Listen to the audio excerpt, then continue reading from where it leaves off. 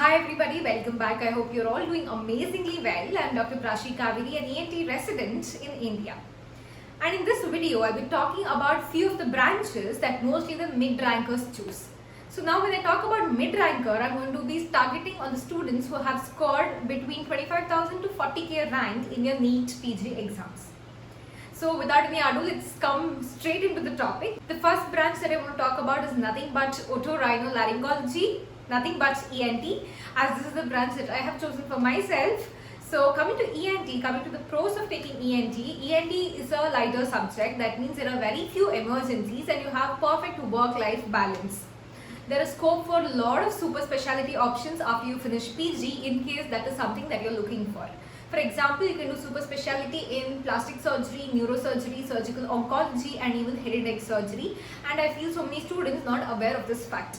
There are a lot of students who do not get surgery but their end goal is to do a super specialization. I think they can consider ENT because it has all these options. Also, you can practice either as a consultant only medical side of ENT, or if you're somebody who really likes surgery, you can take up all the surgeries, specialize in either ear, nose or throat and go completely in practicing the surgical side of ENT.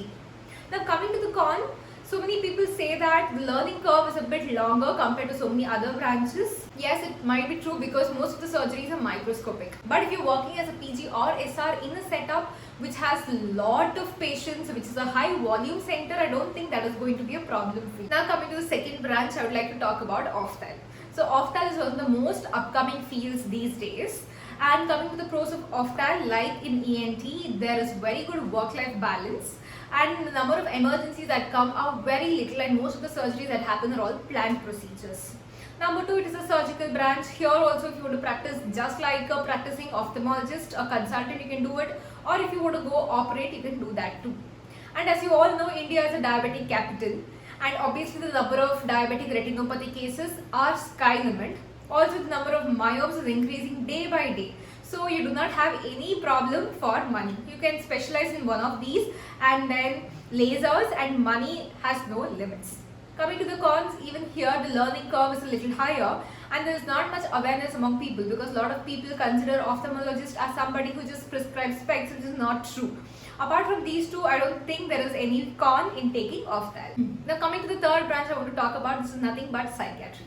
So psychiatry was one subject that I was highly considering during my counseling, and it is because psychiatry is one of the most upcoming fields, and if you look around, a lot of people, like around 70% of the people around you might have one or other form of psychiatric issues.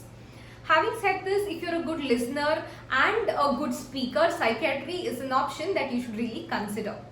And psychiatry as a branch can make so much difference in a person's life. Now coming to cons. A lot of people are not aware of it, especially in the rural setup. A lot of people have this notion that psychiatric illness are all fake and people are just faking it, but that is not true. Secondly, number of people, whenever you work in an urban setup, obviously you're going to get a lot of patients because there is awareness and people want to come and get treated, they want help from you. But when you go to a rural setup, not much awareness, so that may not be the case. Secondly, so many people perceive psychiatrists and psychologists to be same because, as I said, the same reason, lack of awareness. And people say that sometimes as a practicing psychiatrist, you get burnt out and then there is a lot of mental pressure. That is a plus and minus thing. It all depends on how you can balance stress and how you can manage your thoughts. So that is something you have to just give a thought about before choosing psychiatry. And one more thing that I want to emphasize is that do not take it if you do not like it. But if you're really considering it as one of your choices, I would say go for it. Also, you have a lot of options later, like for example, addiction, child psychiatry, sleep and so much more. The next branch that I want to cover is nothing but anesthesiology. So coming to the pros of anesthesiology, it really has wide scope and these anesthesiologists, unlike other branches, are going to cater to a lot of other specialty. Let's take general surgeons or orthopedicians or obstetricians or ENT, Ophthal. They're going to be anesthetists to so many doctors, so the number of patients and the work is always there for them. And after finishing PG in anesthesia, you have a lot of options to do fellowships or even super specialty in specifically like cardiac anesthesia, neuro anesthesia, and it has a lot of scope. You can also do fellowship in pain medicine, which is one of the upcoming fields now because of increase in awareness, and also about intensive care. And there are a lot of ICUs coming up everywhere, so the demand for anesthetists is on the boom. Okay. Now coming to the concept of taking anesthesia, for somebody who really wants true patient interaction, this may not be the field for you. There is obviously limited patient interaction and you're not in the frame. So no patient remembers who was the anesthetist that gave anesthesia to them. No, they would rather remember the surgeon's name. So if you want to be in the forefront, then this may not be the field for you. And coming to work-life balance, that completely depends on the person who has chosen anesthesia. If you are somebody who wants to go to a hospital and work, and on your free hours you want to go to some other hospitals and work, other nursing homes and work, then obviously that work-life balance may not be as much as you thought. But if you're only doing 9 to 4, obviously you have a lot of time in your hand, and once you induce the patient, you will just monitor and you have a lot of free time in between the surgery as well. Now coming to the next branch that I want to touch about, this is nothing but radiation oncology. So radiation oncology is also one of the most upcoming branches these days, because the number of cancer cases is increasing tremendously. And for all the T1, T2 stage cancer, radiation is one of the primary modes of treatment. Having said that, these people who do radiation also have chances to do DM later in med oncology. So if you finally go this med oncology, you can do radiation onco and finally do med onco. That is one of the pros. Now coming to the cons of taking radiation oncology, you should always be dependent on the corporate hospital. Now why is it so? It is because the setup of radiation onco machines is very expensive. Now imagine you're a radiologist and want to have your own setup. In 2 to 3 crores you're going to get each of those machines. But if you're a radiation oncologist and want to have your own setup, each of these machines is going to cost somewhere about 25 to 30 crores, and that is a huge investment to do. So a lot of these radiation oncologists will be dependent on a corporate hospital. And once they are in that hospital, they're going to work there until they are retired. They're not going to have a private practice. So the new job opportunity for the upcoming radiation oncologists is limited. Having said that, there are also a lot of radiation onco setups that are coming up. So there is chance. Now when I say that job opportunity is limited, it means to say that the number of seats in radiation onco is increasing, but I do not see that much tremendous increase in the radiation onco setups that are coming up. That is where there could be job shortages happening in this field. And as I told you, private practice is not a thing for these radiation oncologists.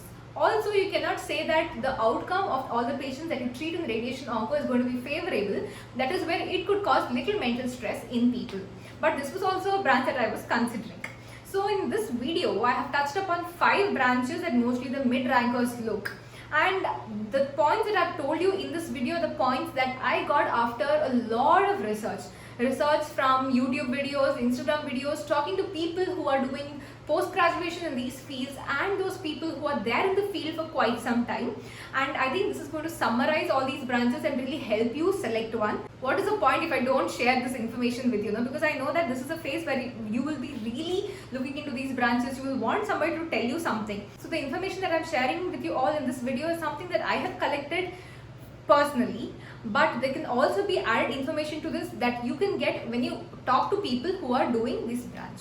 So the 2 pro tips that I want to give is always talk to somebody who is doing PG and somebody who has finished it and have finished like 10 to 15 years of working in that particular branch, so that you will be getting a fair insight into depths of the particular branch. And the second thing is that if you are very confused between 2 or 3 branches, I suggest you to go and do an observership for like 5 days in each of these branches, so that you will get a clarity as to if the branch is for you or not.